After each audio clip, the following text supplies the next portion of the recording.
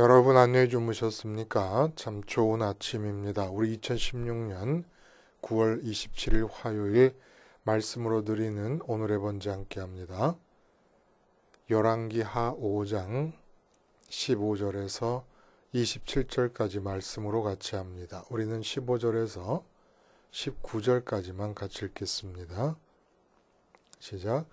나아만이 모든 군대와 함께 하나님의 사람에게로 돌아와서 그의 앞에 서서 이르되 내가 이제 이스라엘 외에는 온 천하에 신이 없는 줄을 아나이다. 청하건대 당신의 종에게서 예물을 받으소서 하니 이르되 내가 섬기는 여호와께서 살아 계심을 두고 맹세하노니 내가 그 앞에서 받지 아니하리라 하였더라. 나아만이 받으라고 강권하되 그가 거절하니라. 나아만이 이르되 그러면 청하건대 노새 2마리의 실을 흙을 당신의 종에게 주소서.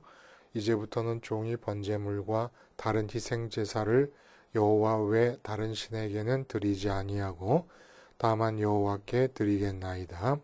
오직 한 가지 일이 있사오니 여호와께서 당신의 종을 용서하시기를 원하나이다. 곧 내 주인께서 림몬의 신당에 들어가 거기서 경배하며 그가 내 손을 의지하심에 내가 림몬의 신당에서 몸을 굽히오니 내가 림몬의 신당에서 몸을 굽힐 때에 여호와께서 이 일에 대하여 당신의 종을 용서하시기를 원하나이다 하니 엘리사가 이르되 너는 평안히 가라 하니라. 그가 엘리사를 떠나 조금 가니라.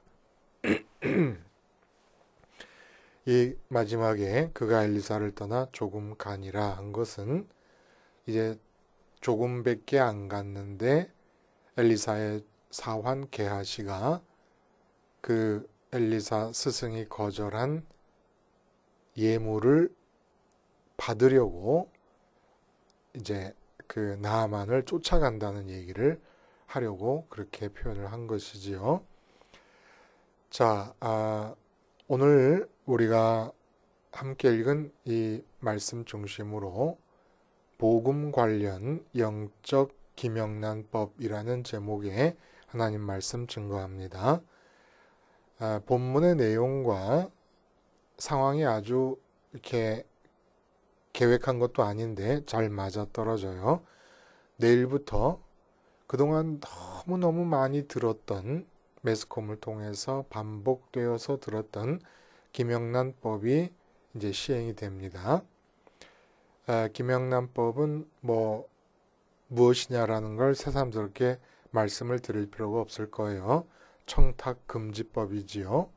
그러니까 공직자들의 공무 수행이 공정하게 이루어질 수 있게 하기 위해서 부정부패를 막기 위해서 기명란법이 이제 제정이 돼서 실행이 돼요. 그러니까 이제 공직자하고 음식물을 식사를 대접해서 같이 먹을 때는 3만 원 이상짜리 식사는 안 돼요. 3만 원도 비싸지 않습니까? 선물은 5만 원짜리 이상 안 되고 경조사비는 10만 원 이상 안 됩니다. 또 강연료는 예를 들어 장관급 이상이 50만 원 이상 안 된다. 그것도 1년에 몇 번만 가능하다. 그러니까 정해져 있게 되는 겁니다. 근데 교회를 한번 생각해 보는 거예요. 지금 한국 교회가 어떤 상태냐 하면 외국에 있는 교회도 형편은 대동소이합니다. 그 어떤 상황이냐? 교인은 줄고 교회도 줄어요. 교회의 숫자도 줄어요. 근데 목사 후보생만 늘어나는 겁니다. 그러니까 많은 목사 후보생들이 대형 교회 목사님들의 겉모습을 보고 신학교에 들어가는 겁니다. 그러니까 절대 다 그렇다는 얘기가 아니에요. 진심으로 사명감에 의해서 신학교를 가는 신학생들도 있고 또 부모님들이 목사님이고 장로님이고 오래 믿는 가정이라서 부모님들의 권유에서 들어가는 경우들도 있고 또 그렇게 권하는 많은 경우에는 본인이 사명감을 느끼지도 못하는데 왜 그러냐? 부모님들조차도 대형교회 목사님들 TV에 나와서 설교하는 목사님들의 모습을 보면은 직장 구하기도 힘들고 이런 세상에서 저 길도 괜찮아 보이거든요. 그러니까 목사의 길을 풍요와 다산에 이르는 또 하나의 방식으로 인식을 하는 겁니다. 오직했으면 스타 목사라는 말까지 다 나왔겠습니까? 이게 이제 말씀을 팔고 글을 팔고 경험을 팔고 이럴 수밖에 없는 거예요. 목회 활동을 파는 겁니다. 그러니까 마음에 하나님보다 돈이 더 먼저 들어오고 돈을 경외하게 되면 목사라는 타이틀 하에서 행하게 되는 모든 목회 활동은 다 장사가 되고 거래가 되고 팔아먹는 게 돼버린다는 얘기입니다. 근데 오늘 본문을 보니까 엘리사는 정말 우리나라의 김영란법이라고 하는 게 제정되기에 벌써 3,000년 전 이상, 3,000년 전 정도 앞서서 김영란법, 영적인 김영란법에 해당되는 내용을 우리들에게 얘기해주고 계신다는 거예요. 오늘 엘리사에 관한 본문이. 오늘 본문의 내용은 뭡니까, 여러분? 이제 나아만이 우여곡절 끝에 요단강에 7번 들어가서 깨끗함을 얻게 되었습니다. 요단강을 건너서 아람으로 곧바로 들어가면 가깝게 갈 수 있어요. 근데 지금 그 엘리사가 머무는 곳은 사마리아, 그러니까 요단강을 기준으로 훨씬 더 서쪽으로 깊게 내륙 쪽으로 들어가야 됩니다. 근데 요단강을 바로 건너서 자기 고국으로 돌아가지 않고 그 먼 길을 방향을 거꾸로 되돌려서 엘리사에게 와가지고 엘리사에게 인사를 하러 와서 자기가 문둥병을 낳게 된 이 상황에 대해서 예물을 이제 엘리사에게 드리려고 하니까 엘리사가 거절을 한다는 얘기예요. 이 엘리사의 거절 속에 복음과 연관된 영적인 김영란법이 제시되고 있다는 겁니다. 다시 말해서 하나님의 일꾼들이 부패하고 부정하지 않게 사명을 수행할 수 있는 길이 제시되고 있다는 거예요. 아람의 군대 장관, 이방 나라 아닙니까? 아람의 군대 장관 나아만이 하나님을 경외하는 사람으로 변하게 됩니다. 그러니까 사실은 확률적으로 보면 이방 나라 아람의 국가적 영웅인 나아만이 특별히 자기가 수행한 전쟁에서 패전국인 이스라엘의 신인, 그 당시의 개념으로, 왜냐하면 지역신, 국가신이 다 따로 있었으니까. 근데 그 패전국의 신인 여호와 하나님을 경외하는 사람으로 바뀔 가능성은 확률이 제로지요. 근데 문둥병이라고 하는 지진이 엄청난, 비유적으로 말하면 한 8.0 강도의 지진이 삶에 일어납니다. 안정이라고 하는 것이 모든 것이 완벽한데 안정된 삶의 조건을 이루기에 완벽한 상황인데 내 몸에 문둥병이 나니까 이건 뭐 8.0이 아니라 9.0 지진이 일어난 거죠. 다 깨져버리는 겁니다.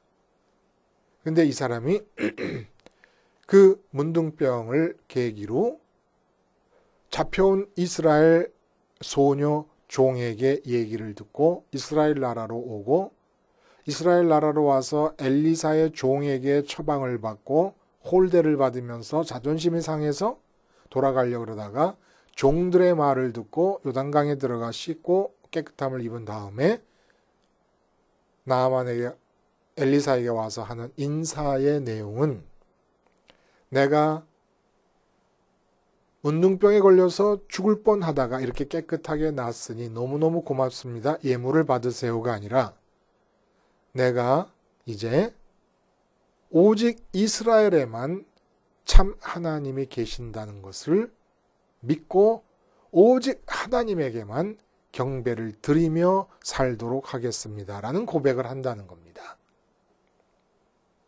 이게 참 기가 막히다는 거예요.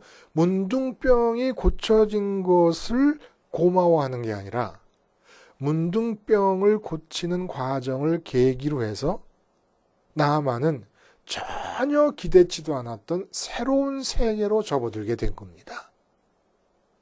그것이 여호와 하나님을 경외하면서 사는 새로운 세계의 삶으로 들어간 거예요. 여호와 하나님을 경외한다는 게 뭡니까? 이제 다시 문둥병에 걸려서 나아만이 죽는다고 하더라도 내가 이제 여호와 하나님만은 놓지 않겠습니다라는 게 경외 아니겠습니까? 근데 문둥병이 나은 것이 고마운 것이 아니라 문둥병 낫는 과정을 계기로 하나님을 경외하게 된 상태가 되어서 와서 인사를 하며 예물을 드리겠다고 하니까 거절을 하는 거예요. 도대체 무슨 마음을 갖고 이 엘리사는 거절을 했을까? 지금 온 나라에 흉년이 들어가지고 자기 밑에 들어와 있는 제자들의 끼니조차도 해결이 쉽지가 않은 상황이에요.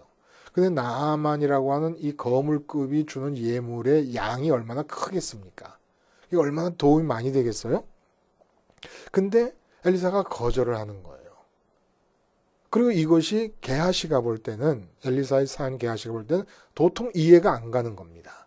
그래서 게하시는 도중에 뛰어가서 거짓말을 해갖고 나아만의 예물을 받아갖고 왔다가 엘리사가 하나님이 가르쳐 주시는 통찰력으로 그래서 모든 사실을 다 깨닫고 게하시를 책망하면서 게하시가 문둥병이 옮게 돼요. 나아만의 문둥병이 글로 가버리게 됩니다. 자, 그러면 도대체 엘리사가 이 예물을 거절한 데는 어떤 이유 때문이었을까? 게하시의 시각이 자연스럽게 우리의 시각과 일치하지 않습니까? 그런 정도로 어마어마한 일이 은총으로 주어졌으면 그에 대한 응분의 어떤 보답이 있는 것이 인간으로서 마땅한 일이라는 생각이 들잖아요. 그렇죠? 그럼 나만이 마땅한 마음을 갖고 보답을 하는 의미로 예물을 드리면 그걸 또 받아줘야 되는 거 아니겠습니까? 왜 거절을 했는가?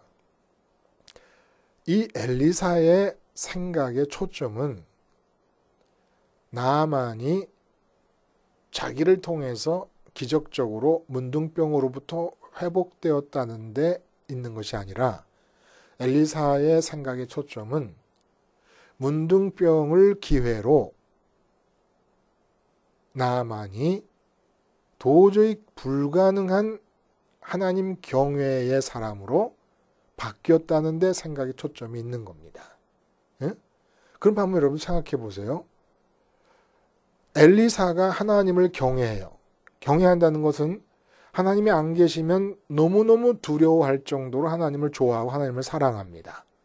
기쁨과 만족의 근원이 하나님이십니다. 그런 경우에 지금 문둥병을 계기로 이방 사람 나아만이 하나님을 자기처럼 경외하는 사람이 되었다 그럴 때 나아만이 엘리사를 향하여 고마워하는 마음이 크겠습니까? 엘리사가 나아만을 향하여 고마워하는 마음이 크겠습니까? 내가 사랑하는 내 자식을 누군가가 내가 사랑하는 만큼 그 정도의 크기로 사랑한다. 그러면 내가 얼마나 고맙겠습니까? 그 마음이. 게하시와 다른 거는 뭐냐면 게하시는 마음에서 하나님을 경외하는 마음이 없었던 거예요. 그러니까 게하시의 마음의 초점은 문둥병이 기적적으로 나았다는 데 맞춰져 있는 겁니다. 그러니까 이 어마어마한 사건을 은총적으로 혜택을 받았으면 마땅히 보답의 생각을 하는 것이 당연하고 그러면 그 보답으로서의 예물을 받는 것이 마땅하다고 생각하는 겁니다. 근데 엘리사는 하나님을 경외하는 사람인데 이방의 장관, 군대 장관이 문둥병 때문에 와가지고 하나님께서 고쳐주시는 기적적인 자기를 통해 나타난 능력을 통해서 문둥병이 고쳐진 다음에 뭐라고 와서 그러냐면 문둥병을 낫게 됐으니 예물을 받으시옵소서 하는 게 아니라 상천하지에 이스라엘에만 하나님이 참 하나님이 계신 것을 내가 믿고 이제 앞으로는 하나님만을 경배하겠다고 얘기를 하니까 엘리사가 나아만이 기특하고 예쁘고 고마운 거예요. 실제로 이게 바로 사명자의 마음이라는 겁니다. 내가 하나님이 제일 좋아서 하나님을 전합니다. 그러면 제일 고마운 사람이 누굽니까? 내가 그렇게 좋아해서 전하지 않으면 안 되는 그 하나님을 나처럼 좋아하게 되는 사람이 제일 고마운 겁니다.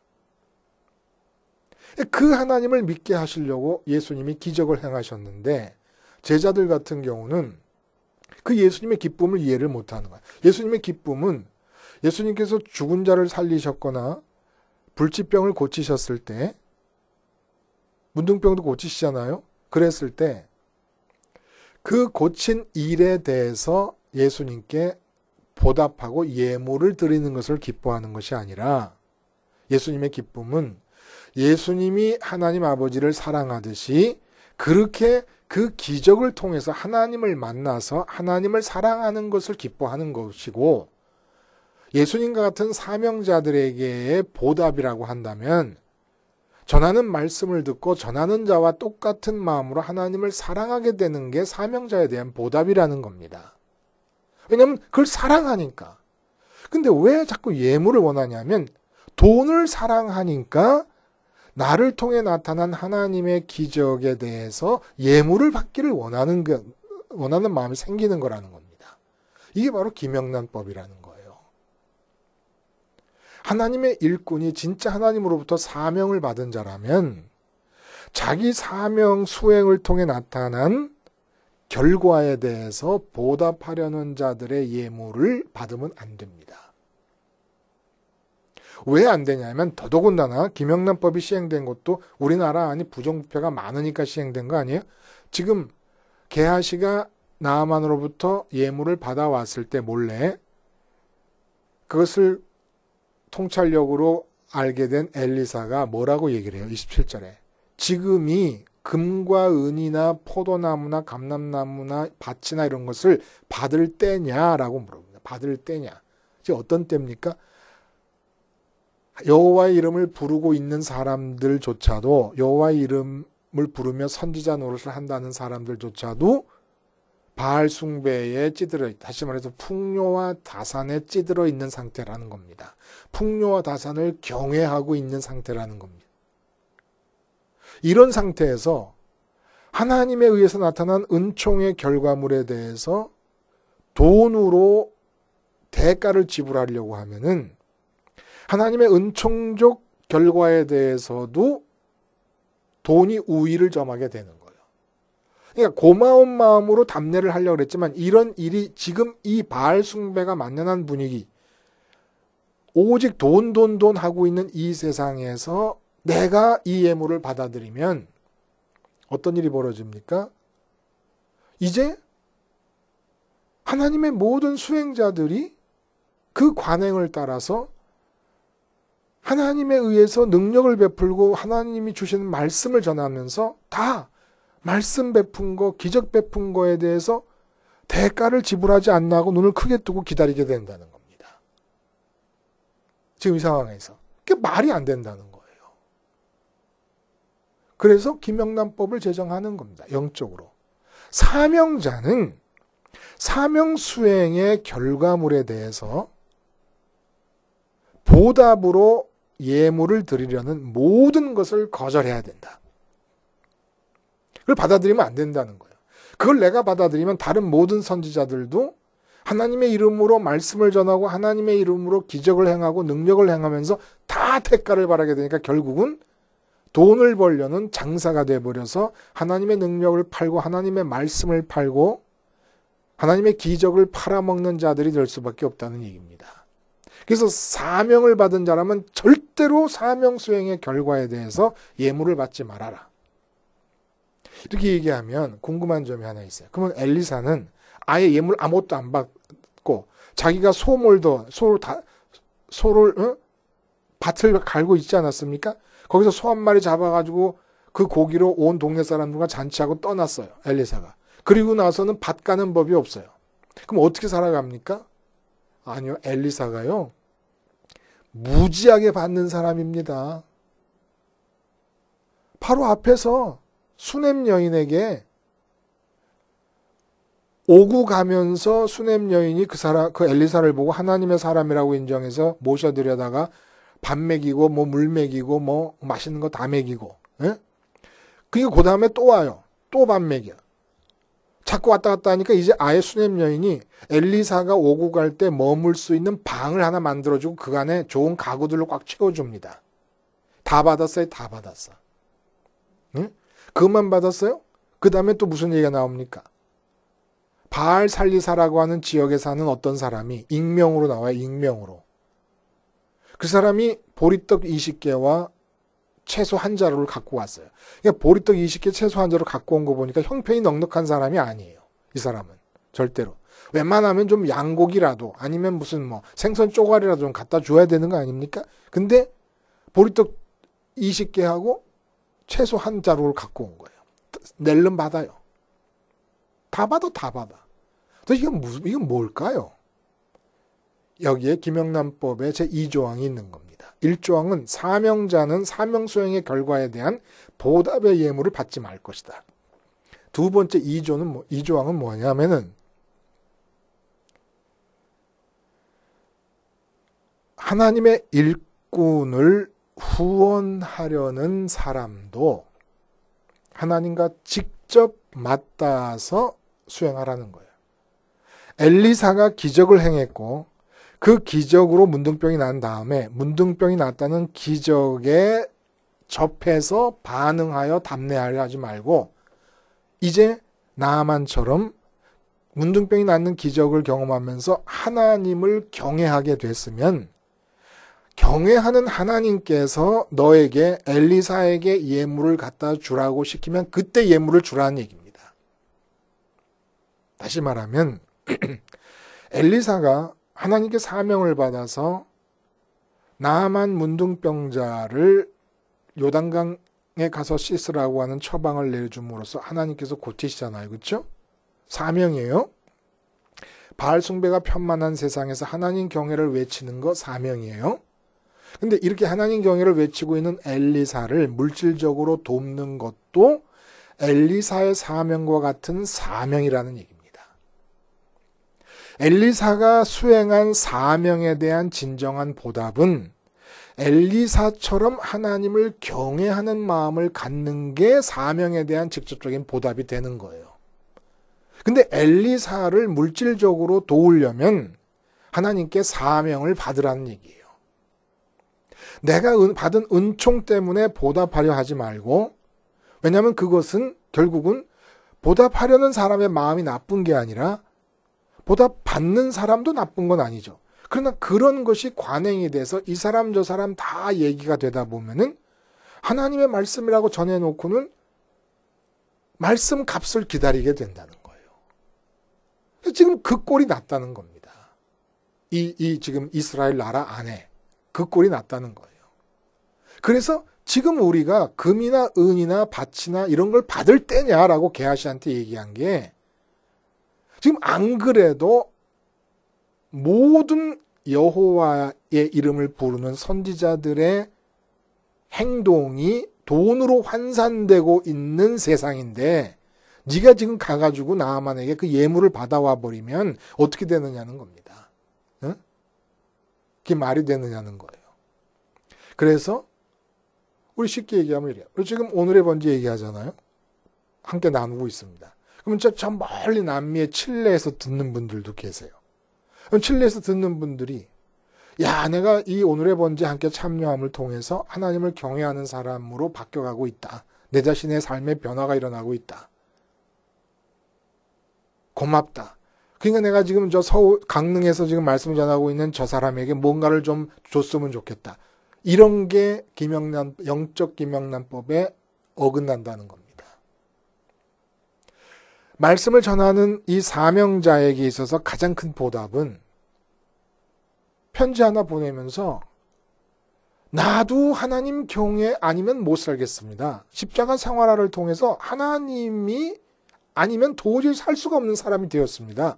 이게 보답이라는 거예요. 직접적으로. 그럼 어떤 사람들이 후원을 합니까? 하나님께 사명으로 받은 자들이. 후원 자체가 사명인 거예요. 사명. 그게 답례가 돼버리면 나중에 시간이 지나면서 서로 장사가 돼버리고 거래가 돼버린다는 겁니다. 좋은 마음이잖아요. 그렇죠? 아니 지금 나하만이 문둥병이 나서 또 하나님을 경외하겠다는 마음을 가졌으니까 문둥병도 문둥병이지만 하나님 경외의 새 세상을 열어줬으니까 고마워서 답례를 하려 고마운 마음을 표현할 길이 없지 않습니까? 그 좋은 마음이잖아요. 근데 지금 이때에 온 세상이 돈 하고 있고 여호와 이름을 부르는 선지자들조차도 돈 하고 있는 이때에 그걸 받으면 안 된다는 겁니다. 한쪽에서라도 분명히 하나님의 사명을 사명답게 수행하는 모습이 보여야 되기 때문에 받을 수도 있지요. 그러나 일부러 안 받는 겁니다. 지금의 세대가 똑같지 않습니까? 예? 돈 하는 세대, 교회 안에서도 별달라요. 똑같지요? 큰 예배당 짓는 게 성공한 것이고, 많은 사람 모이는 게서 많은 사람 모여봐야 그 중에서 진짜 하나님 아니면 안 된다 하는 사람이 몇 사람 있는지 모르겠어요. 맨날 돈 때문에 걱정이고, 예? 건강 때문에 걱정이고, 집안에 이런저런 가족들이나 자식들 형통 때문에 걱정이지, 이 세상의 형통 때문에 걱정이지, 하나님이 조금이라도 내게서 없어질까봐, 하나님과의 친밀함이 조금이라도 희박해질까봐, 걱정하고 근심하는 사람이 누가 있습니까? 예를 들어 10만 명 모이면 거기 몇 명 있겠습니까? 실제로. 근데 그게 성공인 줄 알고 있는 이 세상에서 엘리사가 말하는 영적인 기명란법이 우리 믿는 자들의 생활 속으로, 교회 안으로 들어와야 되지 않겠냐는 겁니다. 이 복음과 관련된 기명란법 어떻게 실행이 되겠어요? 내가 사명 수행자다. 그러면 사명 수행의 결과에 대해서 내가 한 게 아니잖아요. 십자가에서 죽는 겁니다. 계속 십자가에서 죽는 거예요. 그래야 장사가 되지 않아요. 나도 모르는 사이에 장사가 됩니다. 괜히 서운한 거예요. 내가 이렇게 열심히 사명을 수행하고 있는데 말이지. 내 사명 수행 때문에 그래도 마음의 평강을 얻고 사는 사람들이 어떻게 이렇게 꿈쩍도 안 하고 가만히 있지? 이거 마음 생길 수밖에 없어요, 인간이. 십자가에서 죽어야 돼요. 내가 수행한 사명의 결과에 대해서 내가 죽는 겁니다. 그래서 하나님 앞에서 사명자로서의 길을 좌로도 우로도 치우치지 않고 걸어갈 때 나를 돕는 사명자들을 하나님께서 또 세우시는 거예요. 수넴 여인처럼 바알 살리사에서 떡 20덩이 들고 채소 한 봉지 들고 온 그 사람처럼 그렇게 또 하나님이 세우셔서 사명과 사명이 만나서 온전함을 이루어 가는 것이지요. 기도하시겠습니다. 하나님 아버지, 하루빨리 우리 교회 안에 주님의 십자가를 생활화하게 되는 역사가 일어남으로써 영적 기명란법이 철저하게 지켜져 사명과 사명이 만나 하나님의 뜻을 이루어가는 아름다운 교회들의 모습으로 변하게 해 주시옵소서. 예수님의 이름으로 기도하옵나이다. 아멘.